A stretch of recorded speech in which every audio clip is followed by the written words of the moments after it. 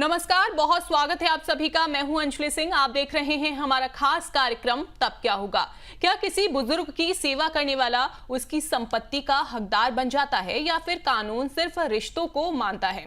आज के दौर में जहां अकेले बुजुर्गों की संख्या बढ़ रही है, वहां ये सवाल बेहद अहम हो जाता है कि आखिर उनकी संपत्ति किसे मिलेगी, खासकर जब कोई संतान ना हो। आज इसी मुद्दे पर हम बात करने वाले हैं। ऑन द शो में आपके लिए क्या खास है, सबसे पहले वो हम देखते हैं। देखिए, अविवाहित और संतानहीन व्यक्ति की संपत्ति आखिरकार किसे मिलेगी, इस पर आज हम बात करने वाले हैं। क्या देखभाल करने वाला व्यक्ति कानूनी वारिस बन सकता है? क्योंकि बुढ़ापे में कई बार ऐसा होता है कि ऐसे बुजुर्ग जो अविवाहित हैं या उनका कोई बच्चे नहीं हैं, जिन्होंने शादी नहीं की है, तो क्या देखभाल करने वाला व्यक्ति कानूनी वारिस बन सकता है, इस पर भी बात होगी। हिंदू उत्तराधिकार कानून में क्या आखिरकार प्रावधान दिए गए हैं, क्या प्रावधान है वो हम जानेंगे। वसीयत होने और न होने पर आखिरकार क्या फर्क पड़ता है? अब ऐसे बुजुर्गों की, ऐसे लोगों की वसीयत अगर है और नहीं है तो ऐसे में क्या डिफरेंस है, क्या फर्क पड़ने वाला है? क्या सरकार भी संपत्ति पर दावा कर सकती है, ये भी हम जानेंगे कि क्या सरकार भी ऐसी संपत्ति पर दावा कर सकती है। वहीं हम जानेंगे कि एस्टेट प्लानिंग से विवाद कैसे रोके जा सकते हैं। सही समय पर एस्टेट प्लानिंग बहुत जरूरी है और ऐसे में विवाद ना हो, ये बहुत ज्यादा जरूरी हो जाता है, इसलिए एस्टेट प्लानिंग करनी है। अब देखिए, अब देखते हैं 40 बीघा जमीन के मालिक चोखे लाल की कहानी। बिकुपुर गांव के 64 साल के चोखेलाल के नाम पर 40 बीघा जमीन है। 3 भाइयों में सबसे छोटे चोखेलाल की शादी नहीं हुई थी। बड़े भाइयों के परिवार उनकी सही से देखभाल नहीं कर रहे थे। इससे नाराज होकर अब चोखेलाल दूसरे परिवार के साथ रह रहे हैं। जमीन मिलने के लालच में गांव के और लोग भी चोखेलाल को अपने साथ रखने और उनकी पूरी खातिरदारी करने का भरोसा दे रहे हैं। ऐसे में सवाल ये है कि चोखेलाल की करोड़ों की संपत्ति किसे मिलेगी? चलिए, गेस्ट से आपको इंट्रोड्यूस करवा देते हैं। आज हमारे साथ हैं next gen estate planning solutions के founder director doctor Deepak Jain, जो एस्टेट प्लानिंग और उत्तराधिकार कानून के विशेषज्ञ हैं और सालों का अनुभव भी रखते हैं। सर, आपका बहुत स्वागत है। Thank you, thanks for having me। Sir, अभी हमने अपने दर्शकों को चोखेलाल की कहानी दिखाई और देश में चोखेलाल जैसे, मुझे लगता है, अविवाहित लोगों की जो संख्या है वो तेजी से बढ़ रही है। पहले लोग नहीं करते थे शादी, या फिर ये सोचते थे कि ठीक है हम बाद में कर लेंगे, लेकिन वो बाद आता नहीं था और उनकी शादी नहीं होती थी। आखिर अविवाहित और संतानहीन व्यक्ति की संपत्ति का पहला हकदार कौन होता है सर? तो मैम, सबसे पहले तो मैं ये इस बात पे बता रहा हूँ कि चोखेलाल इज अ हिंदू, क्योंकि ये जो बंटवारा है ये रिलीजन पे डिपेंड करता है, जिस व्यक्ति की मृत्यु हुई उसके ऊपर। तो क्योंकि चोखेलाल एक हिंदू है, तो ये इस आधार पर बताया जा रहा है कि एक हिंदू की अगर शादी ना हो, या हिंदू पुरुष की अगर शादी ना हो और उसकी डेथ हो जाए, तो उसके लीगल हेयर्स कौन होते हैं? तो एक हिंदू जो पुरुष है उसके लीगल हेयर होते हैं उसकी वाइफ, चिल्ड्रन एंड मदर। इस केस में वाइफ और चिल्ड्रन तो होंगे नहीं, मदर हो सकती है। अगर चोखेलाल जी की मदर अलाइव है तो सारी प्रॉपर्टी उनको मिल जाएगी। अगर नहीं है अलाइव तो ये क्लास 2 लीगल हेयर पे चली जाती है। क्लास 2 लीगल हेयर में सबसे ऊपर फादर का नाम होता है। इस केस में मोस्ट ऑफली फादर भी नहीं है चोखेलाल जी के। तो अब उससे नेक्स्ट लेवल पे जाता है और नेक्स्ट लेवल में भाई और बहन होते हैं, तो उनके भाइयों और बहनों में बराबर बांट दी जाएगी। किसी की उनकी सेवा करना या ना करने से लॉ को कोई फर्क नहीं पड़ता।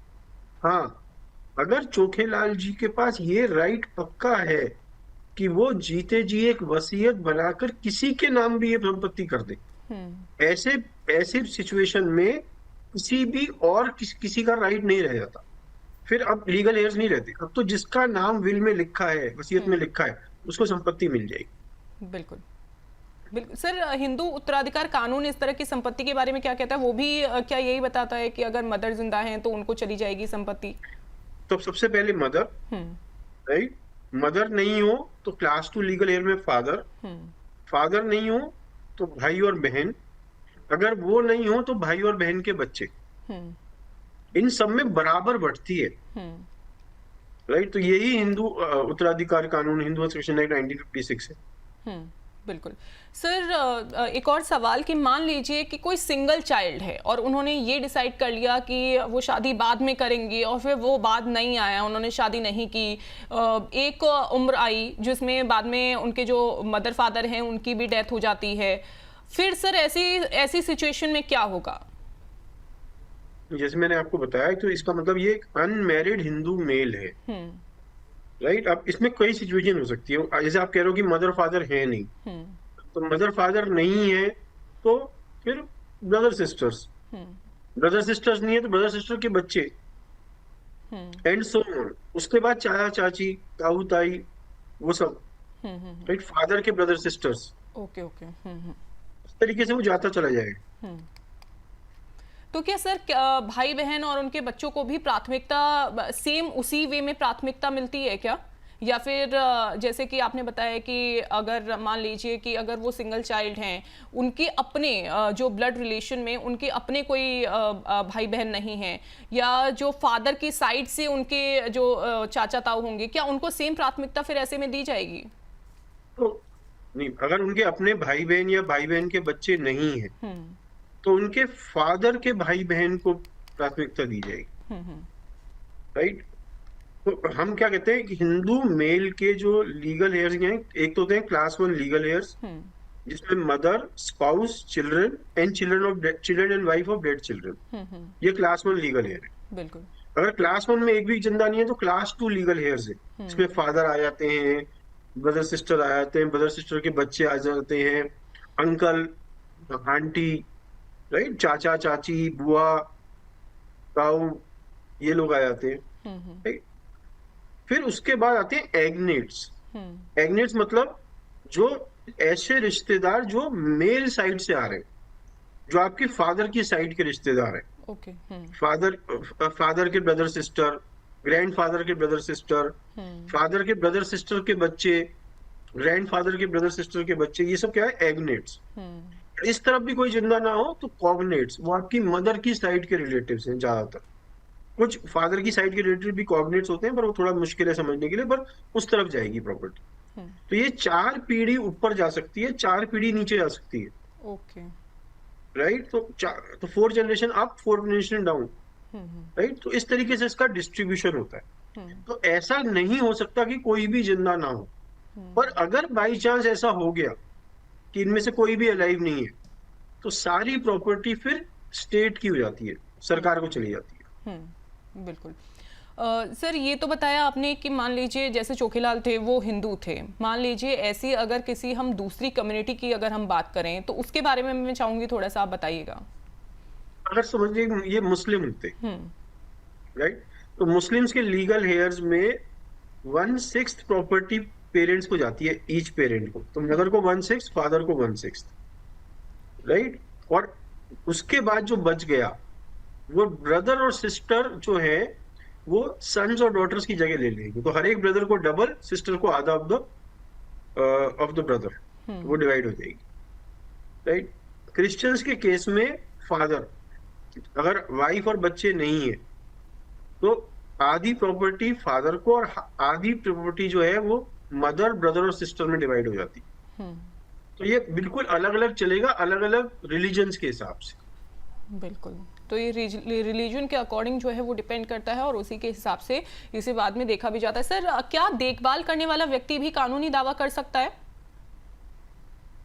लॉ में ऐसा कोई प्रोविजन नहीं है, राइट। लॉ में ऐसा प्रोविजन नहीं है कि केयर गिवर को कोई प्रॉपर्टी मिलेगी। प्रॉपर्टी रिश्ते से मिलती है, राइट। आपका क्या रिलेशन है इस व्यक्ति से, आपके कैसे रिलेशन है इस पर्सन से, उस पर नहीं मिलती।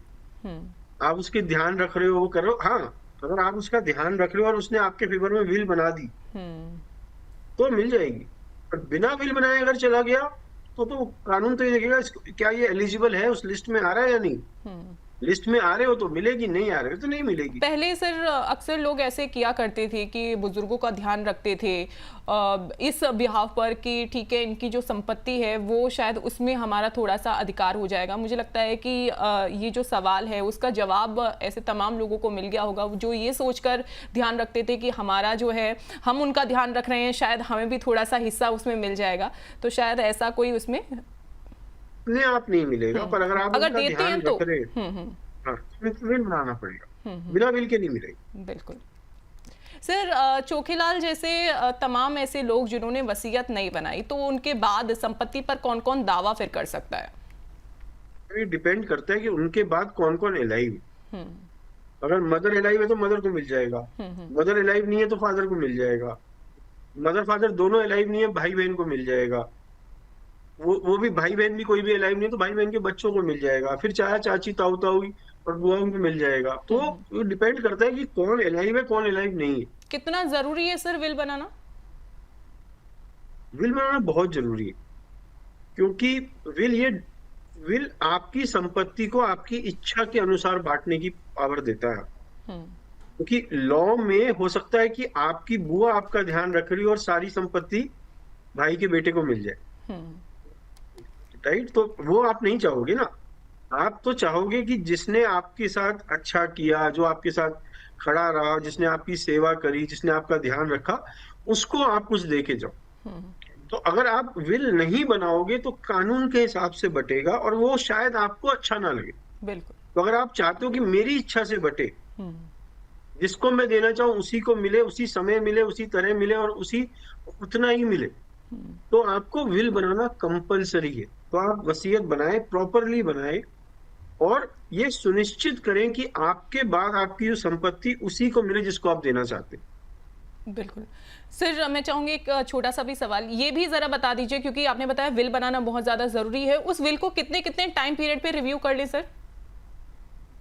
At least once in 2 years।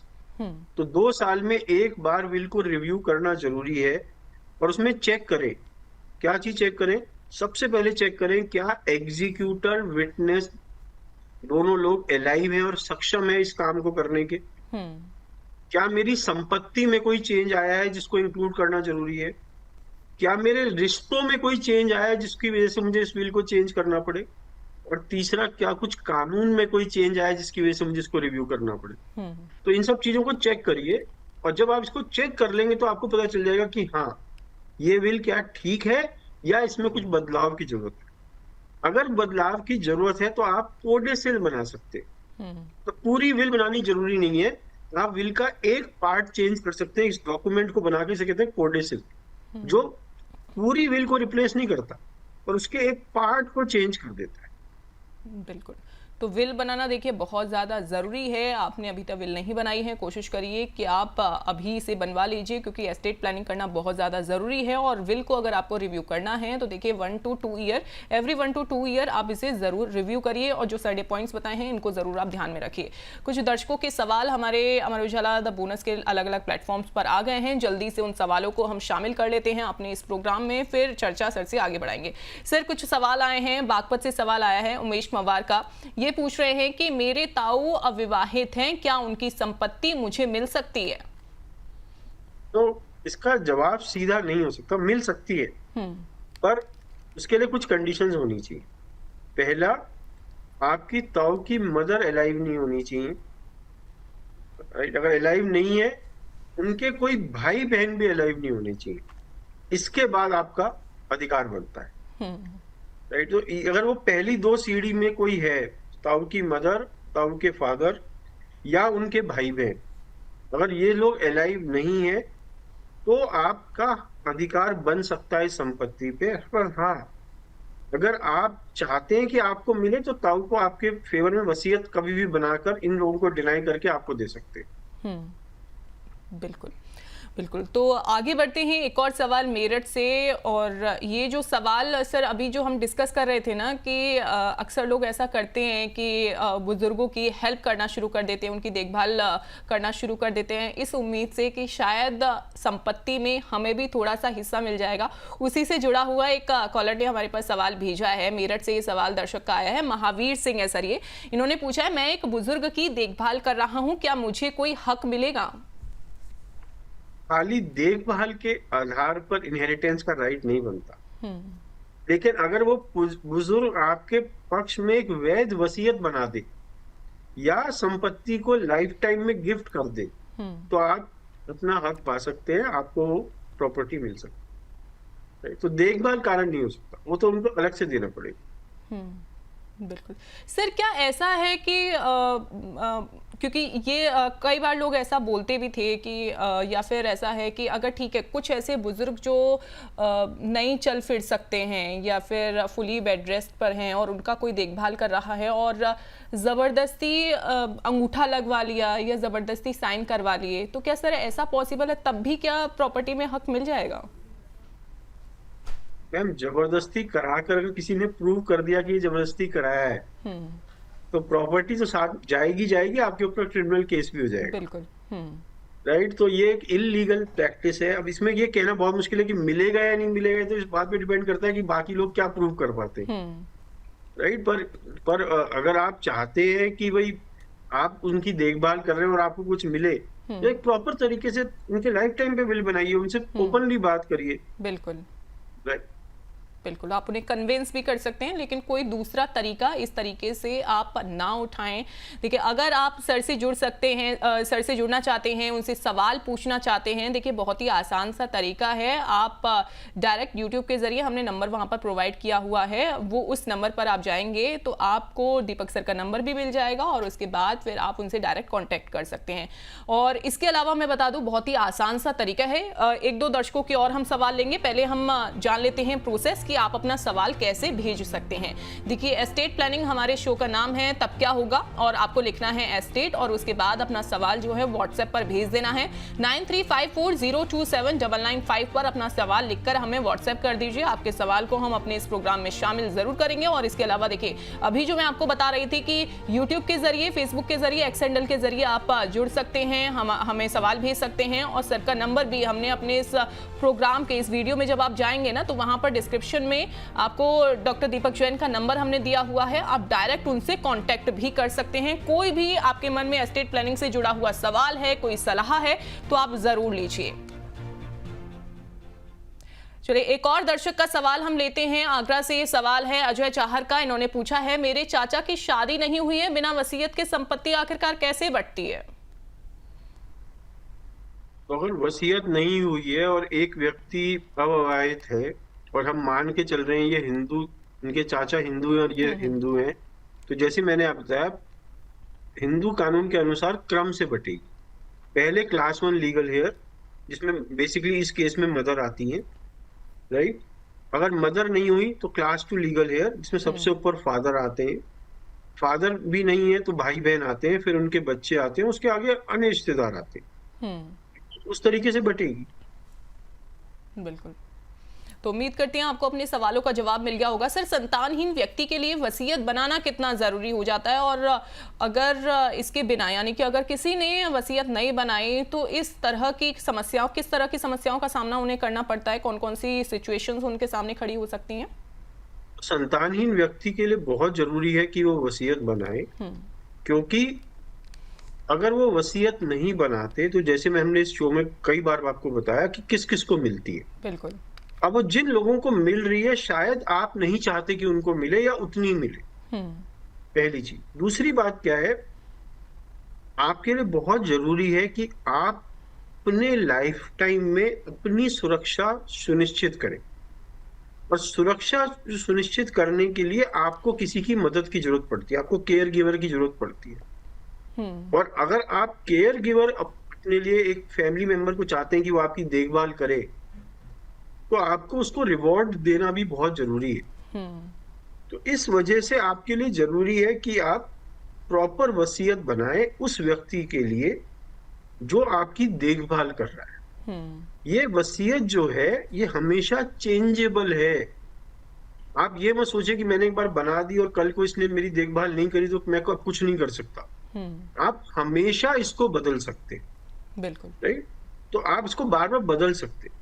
तीसरी बात, हो सकता है कि आप ये ना चाहें कि सारी संपत्ति केयर गिवर को दे।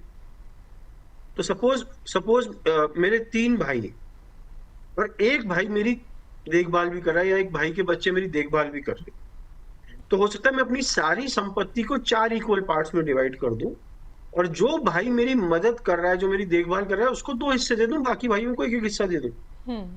तो आप इसमें सोच अपनी विचार डाल सकते हैं। सारी संपत्ति एक को देना कई मामलों में आपको लगेगा ये ठीक नहीं है।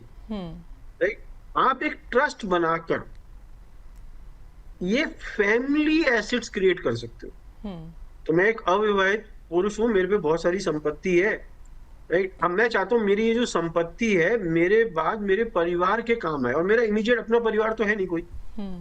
तो मैंने क्या करा, एक प्राइवेट फैमिली ट्रस्ट बनाई।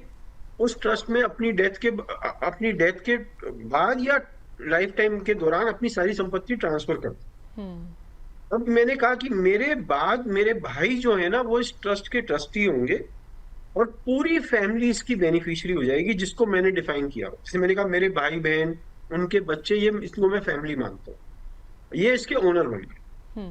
अब इस संपत्ति से जो इनकम आएगी वो मेरे भाई और उनके बच्चों के इस उद्देश्य के लिए इस्तेमाल होगी। जैसे मेरी फैमिली में जैसे कोई बच्चा 18 साल का होगा तो मैं उसको पढ़ाई के लिए पैसे दे दूं अपनी ट्रस्ट में। जैसे किसी बेटी की शादी होगी तो मेरी तरफ से उसको इतना पैसा दे दिया जाएगा। तो आप क्या कर रहे हो, अपनी एक मेमोरी छोड़ के जा रहे हो अपने बाद, और ये जो संपत्ति आपके नाम है ये फैमिली वेल्थ प्रोटेक्शन का काम करेगी उनकी लाइफ। तो आप इसको बहुत बहुत अच्छे तरीके से अपने बाद छोड़ के जा सकते हो, जिससे कि आपका नाम भी रहे और जो आप अपनी परिवार की सुरक्षा इंश्योर करना चाहते हो वो भी रहे। बिल्कुल सर, अभी हाल फिलहाल में एक मूवी मैंने देखी थी, उसमें जैसा कि आपने अभी 3 भाइयों का एग्जाम्पल दिया, वैसे ही उसमें 3 भाई, लेकिन एक जो भाई था उसकी तबीयत बहुत ज़्यादा ख़राब रहती थी और उसके बाद एक तो उनका टेक केयर करता था लेकिन दूसरे टेक केयर नहीं करते थे। उसके बाद तीनों भाइयों में बहुत प्यार, लेकिन उसके बाद हुआ ये कि जब सारी संपत्ति सिर्फ एक ही भाई को जो उनका ध्यान रख रहा है उनको ट्रांसफ़र कर दी, फिर दोनों भाइयों में आपस में विवाद बहुत ज़्यादा हो गया। तो मैम हम क्या चाहते हैं, जो मेरा ध्यान रख रहा है मैं उसको दूं। आप ये कर सकते हो कि आप जो बाकी 2 भाई हैं उनको कम दे जाओ, इसको ज्यादा दे दो, पर ये इच्छा उस व्यक्ति की है जो दे के जा रहा है। इसमें कोई सही या गलत नहीं है, राइट। इसमें सही गलत क्या है, मेरी संपत्ति मैं किसी को भी देके जाऊं। लेकिन सर बाद में फिर मनमुटाव जैसी स्थिति नहीं आ जाती? पहले तो चलिए ठीक है, बहुत अच्छे से वो लोग रह रहे हैं, लेकिन जब एक को ही संपत्ति दे दी, वो अगर दूसरा पर्सन नहीं समझ रहा है कि उन्होंने उसका ध्यान रखा और वो दे के जा रहे हैं उसको मरने के बाद, तो फिर मुझे लगता है कि यहाँ पे मनमुटाव जैसी स्थिति भी तो हो जाती है। मुटाव है, पर वो मनमुटाव मेरी वजह से नहीं, उनकी गलती की वजह से है, राइट। मैं उस मनमुटाव के लिए जिम्मेवार हूं या वो व्यक्ति है जो मेरे बाद मनमुटाव कर रहे हैं? तो मेरी इच्छा तो सर्वोप्रिय होनी चाहिए ना। हाँ, मैं अपने लाइफ टाइम में उन्हें बता दूं कि हाँ मैं ऐसा करने वाली, राइट, क्योंकि ये मुझे इससे ज्यादा प्यार है, ये मेरा ज्यादा देखभाल करता है, मैं सारी संपत्ति इसी को देके जाऊंगी, राइट। वो बताकर मैं कोशिश कर सकता हूँ कि एक एग्रीमेंट क्रिएट हो जाए, या उनको नाम मात्र संपत्ति देके जा सकता हूँ बाकी दोनों, वो मैं कर सकता हूँ। पर ये कहना भी गलत है कि वो व्यक्ति अपनी संपत्ति बराबर इसलिए बांट दे कि उसे मनमुटाव बचाना है, वो भी तो गलत है। बिल्कुल सर, अगर व्यक्ति संतानहीन है तो क्या सरकार ऐसी संपत्ति किन हालात में अपने कब्जे में ले सकती है? अगर उसके कोई लीगल हेयर्स ना बचे, ना क्लास 1 लीगल हेयर हो, ना क्लास 2 लीगल हेयर हो, ना कोई एग्नेट हो, ना कॉग्नेट, मतलब उसके फादर की साइड भी 4 पीढ़ी ऊपर 4 पीढ़ी नीचे कोई ना हो, मदर की साइड भी 4 पीढ़ी ऊपर 4 पीढ़ी कोई ना हो, राइट। क्लास 1 लीगल हेयर ना हो, क्लास 2 लीगल हेयर ना हो, तो सरकार ले सकती, तो ऑटोमेटिकली सरकार की हो जाती। बिल्कुल। चलिए, कुछ दर्शकों के सवाल आ गए हैं, उन सवालों को एक बार फिर से शामिल करते हैं। लखनऊ से सवाल है रजनी यादव का। इन्होंने पूछा है कि क्या संपत्ति के मामले में मौखिक वादा कानूनी रूप से मान्य होता है? तो चल संपत्ति या किसी भी संपत्ति के मामले में सिर्फ मौखिक वादा भरोसेमंद कानूनी टाइटल नहीं देता। अगर गिफ्ट किया है तो रजिस्टर्ड इंस्ट्रूमेंट चाहिए, सेल के लिए सेल डीड चाहिए। इसलिए मैं तुम्हें जमीन दे दूंगा जैसी बोलचाल से ओनरशिप ट्रांसफर नहीं होती, राइट। तो बहुत जरूरी है कि आप अगर किसी से वादा करें तो उसको कानूनी रूप से, प्रॉपर तरीके से, लिखित रूप से रजिस्टर करके दस्तावेज क्रिएट करें। मौखिक वादे की कोई कीमत कानूनी रूप से नहीं। बिल्कुल। और सर अगर किसी से मौखिक वादा कर दिया है तो मुझे लगता है तब भी उनको ये बता देना चाहिए कि आप मुझे लिखित में ये सारी चीजें दे दो। मुझे प्रॉपर कानूनी रूप से दस्तावेज बना के दे दो। पर लिखित रूप भी काफी नहीं है। आपको प्रॉपर, अगर गिफ्ट दे रहे हो, गिफ्ट डीड बनानी है तो गिफ्ट डीड बनाओ, विल बनानी है, डेथ के बाद गिफ्ट देना है तो विल बनाओ। तो आप प्रॉपर डॉक्यूमेंट बनाना जरूरी है ना। बिल्कुल बिल्कुल। सर रायपुर से सवाल वैभव शुक्ला का, इन्होंने पूछा है कि ये इनकी उम्र जो है वो 62 साल का हूं मैं और शादी नहीं हुई है, अपनी संपत्ति की प्लानिंग कैसे करूं? आपको सबसे पहले एक स्पष्ट वसीयत या ट्रस्ट बनानी है। राइट। अब आप सबसे पहले सोचें कि मैं क्या चाहता हूं मेरी संपत्ति के साथ, मेरे बाद क्या। क्या मैं उसको अपनी मृत्यु के बाद बांट देना चाहता हूं? अगर बांट देना चाहता हूं, किसको क्या देना चाहता हूं, ये मेरे मन में क्लैरिटी है या नहीं है। अगर मैं नहीं बांटना चाहता, उसे रोक के रखना चाहता हूँ, परिवार के लिए इस्तेमाल करना चाहता हूँ फ्यूचर में, अगली जनरेशन के लिए, तो मुझे ट्रस्ट बनानी चाहिए। राइट। तो अगर आप किसी केयर गिवर या केयर टेकर को आप ध्यान रखना चाहते हो तो आप ट्रस्ट के अंदर उसका ध्यान रख सकते हो। आप कह सकते हो जो मेरी सेवा कर रहा होगा या जो मेरा केयर गिवर होगा उसको मैं इतने संपत्ति एक्स्ट्रा देके जाऊंगा, या उसको इतना मंथली पैसे दूंगा और डेथ के बाद इतने पैसे और दूंगा। राइट। तो आपको बहुत जरूरी सबसे पहले तो स्पष्ट करना है कि मैं चाहता क्या हूं। और चाहता क्या हूं दो time, while I am alive and after I am dead. मैं जीते जी क्या करना चाहता हूं, मृत्यु के बाद क्या करना चाहता हूं। तो बहुत सारे लोग क्या करते हैं, मृत्यु के बाद एकदम से संपत्ति बांटते हैं, कहते हैं मेरा काम खत्म हो गया। कुछ लोग क्या कहते हैं, उस संपत्ति को बांटना नहीं चाहते, उसे रोक के रखना चाहते हैं और उसके खाली फ्रूट्स, उसकी इनकम को बांटना चाहते हैं। अगर ऐसा करना चाहते हैं तो ट्रस्ट बनाइए। तो मैंने जैसे आपको बताया ना, आपकी सबसे इंपॉर्टेंट चीज क्या है कि आप पे एक स्पष्ट इच्छा होनी चाहिए और उस इच्छा को एग्जीक्यूट करने का लीगल स्ट्रक्चर क्रिएट करना चाहिए, जो विल या ट्रस्ट हो सकती है। बिल्कुल। क्या सर वसीयत बना दी इतना ही काफी है? क्या इस बात से फ्री हो जाते हैं कि ठीक है हमने तो एस्टेट प्लानिंग कर लिया, हमने वसीयत बना दिया, हमारा काम खत्म? अगर आप एक सिंगल पर्सन है, राइट, अब आप सोचिए लाइफ टाइम में आपके पास क्या क्या रिस्क है और आफ्टर डेथ क्या क्या रिस्क है। तो लाइफ टाइम में सबसे बड़ा रिस्क जो है ना, वो इनकैपिसिटेशन का है। मैं एक सिंगल व्यक्ति हूं, मेरा इमीडिएट फैमिली तो कोई है नहीं। सपोज मैं कोमा में चला जाता हूं, पैरालिटिक हो जाता हूं, मेंटली अनसाउंड हो जाता हूं। अब मेरी देखभाल करने के लिए कौन है? मेरी ये जो संपत्ति है इसकी देखभाल करने के लिए कौन है? और इस संपत्ति से जो आय आ रही है मेरे ऊपर खर्च करने वाला कौन है? इसके लिए मैंने क्या प्रोविजन बनाया? ये सबसे अहम सवाल है। अगर आप एक सिंगल पर्सन है, क्योंकि अभी तक तो हम क्या बात कर रहे थे, बांटना। अरे बांटने से पहले तो अपना ध्यान रखो ना, कि मैं अगर ऐसी सिचुएशन में हूं कि मैं बैंक अकाउंट्स ऑपरेट ही नहीं कर सकता, है ना, मैं अपने म्यूचुअल फंड को रिडीम नहीं कर सकता, मैं किराया वसूल नहीं कर सकता, उस स्थिति में क्या होगा? तो उसके लिए आपको प्रॉपर स्ट्रक्चर बनाने पड़ेंगे। प्रॉपर स्ट्रक्चर में ऐसी स्थिति में इनकैपिसिटेशन प्लानिंग के लिए 2 डॉक्यूमेंट, बल्कि 3 डॉक्यूमेंट बड़े इंपॉर्टेंट है। पहला है springing durable power of attorney, जिसमें आपने किसी को राइट दिया कि अगर मैं इनकैपिसिटेड हूं तो आप मेरे ये अकाउंट्स को इस तरीके से इतना ऑपरेट कर सकते हो। दूसरा एक लिविंग विल बनाना बहुत जरूरी है, कि अगर मेरी एंड ऑफ लाइफ डिसीजन की स्थिति आ जाए, मैं वेंटिलेटर पे हूं, 10 दिन से ऊपर वेंटिलेटर पे हूं, 5% से कम चांस रिवाइव करने की, तो वेंटिलेटर बंद कर दो और मुझको बिना तकलीफ के इस दुनिया से जाने दो। वो आप लीगल, आप कानून के हिसाब से एक डॉक्यूमेंट बनाते हो, कहते हैं लिविंग।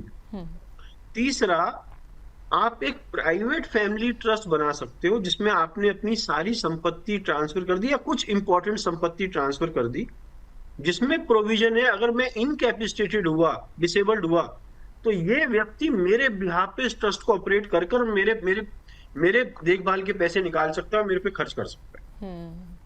तो सबसे पहले तो इनकैपिसिटेशन प्लानिंग जो है ना, वो बहुत इंपॉर्टेंट पार्ट है for a person who is a single person. बिल्कुल। क्योंकि इससे उसकी लाइफ एकदम से इम्पैक्ट होती है। राइट, बिल्कुल। एक और दर्शक का सवाल, आखिरी सवाल आया उनका, जो हमने अपने इस प्रोग्राम में शामिल किया है। देखिए, सहारनपुर से सवाल है, बहुत ही इंपॉर्टेंट सवाल सर इन्होंने भेजा है। सचिन त्यागी, मुझे अपनी वसीयत बनानी है, क्या किसी भी व्यक्ति को गवाह बना सकते हैं? सर, मुझे लगता है कि अक्सर लोग जब ऐसी प्लानिंग करते हैं ना वसीयत की, तो उनके मन में ऐसा सवाल भी रहता है कि आखिरकार किसे गवाह बनाए, क्या किसी को भी बना दे गवाह? गवाह किसी को नहीं बनाना चाहिए, गवाह चूज बड़े ध्यान से करना चाहिए। अगर आपका क्वेश्चन है क्या मैं किसी को भी गवाह बना सकता हूँ, बिल्कुल बना सकते हो, कानूनी रूप से कोई रोक नहीं है, बशर्ते ये व्यक्ति एडल्ट हो, मेजर हो और साउंड माइंड का हो। पर किसे बनाना चाहिए वो अलग क्वेश्चन। तो सबसे पहले ये व्यक्ति एक शुभ चिंतक होना चाहिए, बिल्कुल। आपका भी और आपके परिवार का भी, खाली आपका नहीं, आपके परिवार का भी, राइट। दूसरा, ये आपसे कम उम्र का और आपसे ज्यादा सेहतमंद होना चाहिए, जिसके चांसेस हो कि वो आपसे ज्यादा जीवित रहे। तीसरा, ये व्यक्ति कैपेबल होना चाहिए कि कल को कोर्ट में जाकर गवाही देनी पड़ी कि मैंने इस व्यक्ति को अब वसीयत पे साइन करते हुए देखा, ये सक्षम होना चाहिए कि कोर्ट तक जाकर ये बोल पाए कि हाँ मैंने देखा। ये तीन चीजें तो आपको देखनी पड़ेंगी विटनेस चूज करने से पहले। बिल्कुल, तो ये तीन चीजें देखनी है। सर, मान लीजिए अगर किसी ने वसीयत बना दी और उन्होंने ये गलती कर दी कि उन्होंने किसी को भी ऐसे ही चूज कर लिया, फैमिली में से या किसी रिश्तेदार से या कोई फ्रेंड को ऐसे ही चूज कर लिया, ऐसे में सर गड़बड़ी कहाँ होती है, गलतियां कहाँ हो जाती हैं, और अगर ऐसी नौबत आ जाती है तो सर फिर क्या क्या प्रॉब्लम उनके सामने खड़ी हो जाती है? मान लीजिए किसी को भी ऐसे ही चूज कर लेते हैं तो। मैंने अक्सर देखा है कि जो गवाह हैं वो कोर्ट में जाने के लिए तैयार ही नहीं होते। तो बच्चों से कहते तुम्हें तो 10 करोड़ रुपए मिल रहे हैं, मुझे क्या मिलेगा, राइट। तो उनकी इंटेग्रिटी डाउटफुल होगी। या आपने ऐसे लोगों को चूज कर लिया जिनकी डेथ ही आपसे पहले हो गई और आपने फिर वसीयत चेंज नहीं करी, तो ये इश्यूज है, राइट।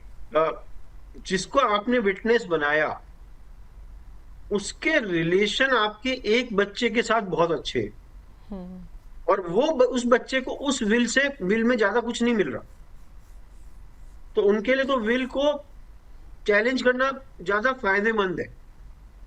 तो ये व्यक्ति कहेगा जी मैंने तो साइन करते हुए देखा ही नहीं उनको, ये मेरे सिग्नेचर ही नहीं है विल पे, राइट। तो हम कहते हैं विटनेस हॉस्टाइल हो गया। तो आपको बहुत ध्यान से विटनेस को चूज करना है। बिल्कुल, तो बहुत ज़्यादा ज़रूरी है कि जब भी आप विटनेस चूज़ करें, गवाह चूज़ करें, तो आपको इन बातों का भी ध्यान रखना है। सिर्फ संपत्ति विवाद से बचने के लिए क्या कदम उठाने चाहिए? संपत्ति विवाद से बचने के लिए सबसे पहले अपनी संपत्ति की सूची बनाए। कौन सी जमीन, किस खाता, कौन सा खसरा, ये बिल्कुल साफ रूप से आप एक लिस्ट बनाएं। फिर डिसाइड करें मुझे ये संपत्ति इस समय इस व्यक्ति को देनी है, और अगर ये व्यक्ति जिसको देनी है नहीं रहा तो इसको देनी है। या आप क्लियर सूची बनाएं। उसके बाद वैध वसीयत बनाएं, राइट। वैध वसीयत बनाते हुए अगर किसी खास व्यक्ति, भाई भतीजे, देखभाल करने वाले या दूसरे परिवार को देना चाहते हैं तो नाम साफ लिखें। हिंदू व्यक्ति अपनी विल से अपनी संपत्ति किसी को भी दे सकता है। 2 स्वतंत्र विटनेस के साथ सही इस विल को एग्जीक्यूट करें, राइट। यही विल को वैध बनाएगा। और इसको जाकर रजिस्टर कराएं सब रजिस्टर ऑफिस में विटनेस के साथ। अब इस विल को चैलेंज करना मुश्किल हो जाएगा। अगर आप जीवन काल में ही अपनी संपत्ति देना चाहते हैं किसी को, तो रजिस्टर्ड गिफ्ट डीड से उसको ट्रांसफर करिए। जमीन या प्रॉपर्टी के मामले में वेग प्रॉमिस नहीं काम आते, प्रॉपर डॉक्यूमेंटेशन जरूरी है। अगर आपको दबाव बनने का खतरा है कि मेरे पे दबाव आएगा, तो ये दस्तावेज निष्पक्ष माहौल में बनाएं, राइट, बिल्कुल ओपन माहौल में बनाएं, जिससे कि आप प्रूव कर पाए कि ये विदाउट एनी कोअर्शन या इन्फ्लुएंस हुआ। अगर आपको ये डर है कि आपकी डेथ के बाद आपकी विल को चैलेंज किया जा सकता है, तो एक साइकेट्रिस्ट का सर्टिफिकेट लें 2 बार, विल बनाने से पहले और विल बनाने के बाद, राइट। तो ये सब चीजें अगर आप करेंगे, और अगर आप मुझसे सबसे इंपॉर्टेंट चीज पूछेंगे ना इसमें क्या है, एक अविवाहित व्यक्ति के लिए जो करनी चाहिए, तो मैं उसे कहूंगा कि स्प्रिंगिंग ड्यूरेबल पावर टर्नी बनानी चाहिए, लिविंग विल बनानी चाहिए, और एक प्राइवेट फैमिली ट्रस्ट बनाकर इनकैपिसिटेशन या डिसेबिलिटी की प्लानिंग करनी चाहिए। बिल्कुल बिल्कुल। मेरे सबसे इंपॉर्टेंट जरूरत मुझे अपने आप को सुरक्षित करने की है, राइट। उसके बाद बांटने की जरूरत। बिल्कुल। तो संपत्ति विवाद से बचने के लिए एक कदम आप उठा सकते हैं। सर, एक आखिरी सवाल, अगर चोखेलाल जैसे व्यक्ति अपनी संपत्ति सही व्यक्ति को देना चाहते हैं तो उन्हें अभी क्या कानूनी कदम उठाने चाहिए? हमने बार बार बोला है, विल बनाए, विल, वसीयत बनाए, और वसीयत में जिसको देना चाहे वो स्पष्ट रूप से लिखे, उस वसीयत को रजिस्टर कर दे, और अगर एक ही व्यक्ति को दे रहे हैं तो उसी व्यक्ति को एग्जीक्यूटर बनाए और विल की कॉपी उसके पास छोड़ दे। बिल्कुल बिल्कुल। सर, बहुत शुक्रिया हमारे साथ जुड़ने के लिए, इस इंपॉर्टेंट टॉपिक पर बात करने के लिए। तो साफ है, सिर्फ सेवा या उम्मीद के आधार पर संपत्ति नहीं मिलती, बल्कि कानून और वसीयत ही तय करते हैं असली वारिस। इसलिए अगर आप या आपके परिवार में कोई अकेला है तो समय रहते एस्टेट प्लानिंग जरूर करें। अगले एपिसोड में हम फिर मिलेंगे एक और नए टॉपिक के साथ।